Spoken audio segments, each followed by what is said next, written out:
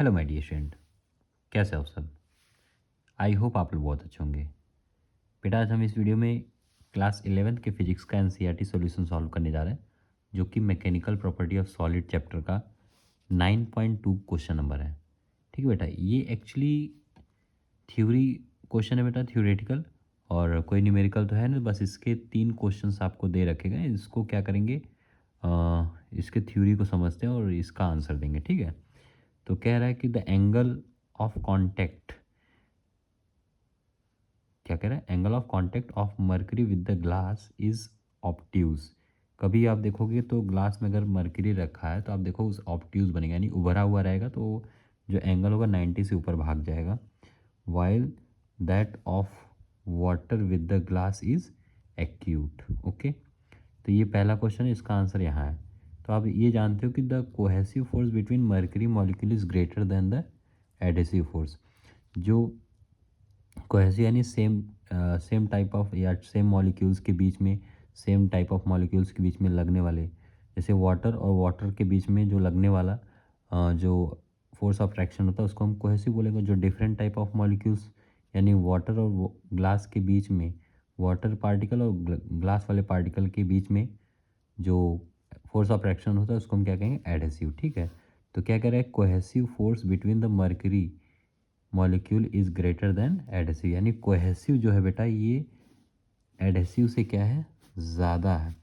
तो जिसके वजह क्या कह रहा है, force between mercury and glass molecule, okay, as the result meniscus of mercury is convex, और उसी की वजह से वो क्या बनता है, कॉन्वेक्स बनता है।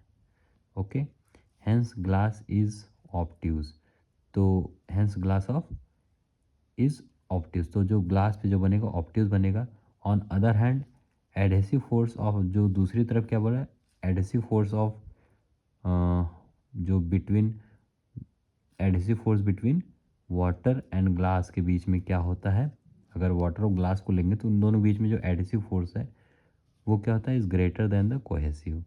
ओके, तो वाटर के मॉलिक्यूल्स के बीच में और ग्लास के मॉलिक्यूल्स के बीच में जो लगने वाला जो फोर्स है वो ज़्यादा होता है एज़ कम्पेयर टू ग्लास के मॉलिक्यूल या जो वाटर के मॉलिक्यूल्स है उनमें। ओके, तो फिर इसके बाद क्या कह रहा है, और जिसके वजह से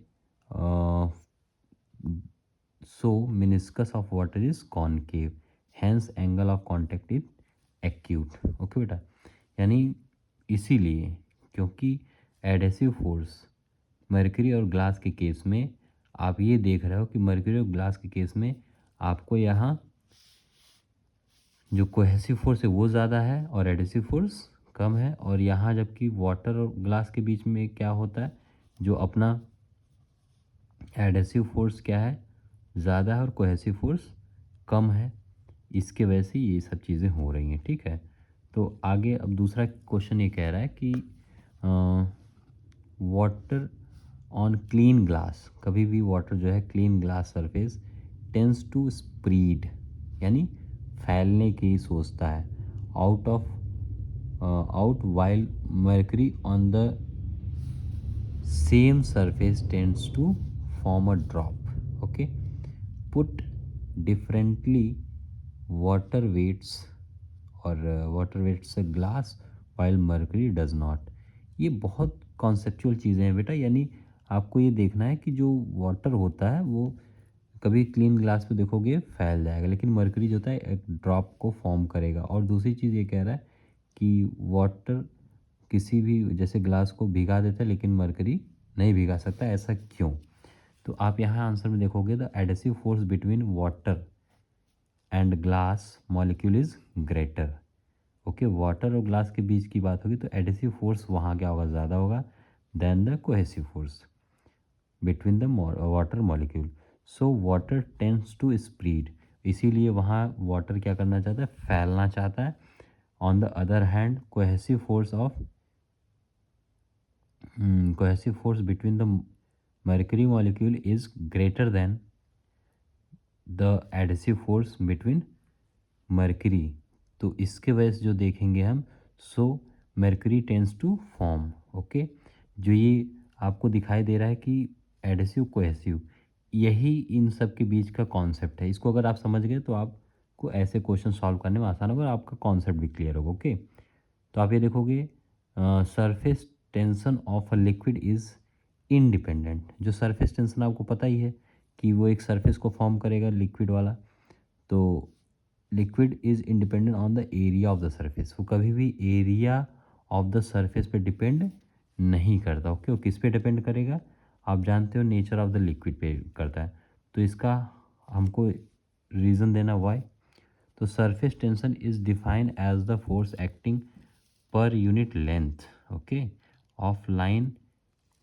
इमेजिन, जो लाइन हमने इमेजिन कर रखा है उसी के पर यूनिट लेंथ पे, या उसी के पर यूनिट लेंथ पे जो फोर्स एक्टिंग हो रहा है उसी को हम क्या करें? Surface tension. Tangential to the liquid surface at the rest. सबसे इम्पॉर्टेंट बात यह है कि वो लिक्विड क्या होना चाहिए? रेस्ट पे होना चाहिए। It depends on the nature of the liquid and its temperature is independent of the area of liquid surface. Okay, तो इसका जो पहले तो आप देखोगे नेचर ऑफ लिक्विड और दूसरा टेम्परेचर, लेकिन ये किस पे?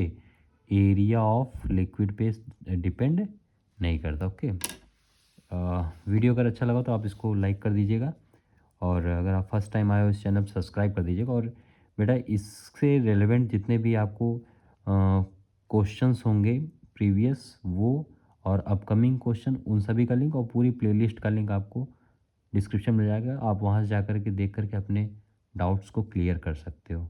ओके, मिलते हैं नेक्स्ट वीडियो में, तब तक के लिए thank you, take care, bye bye.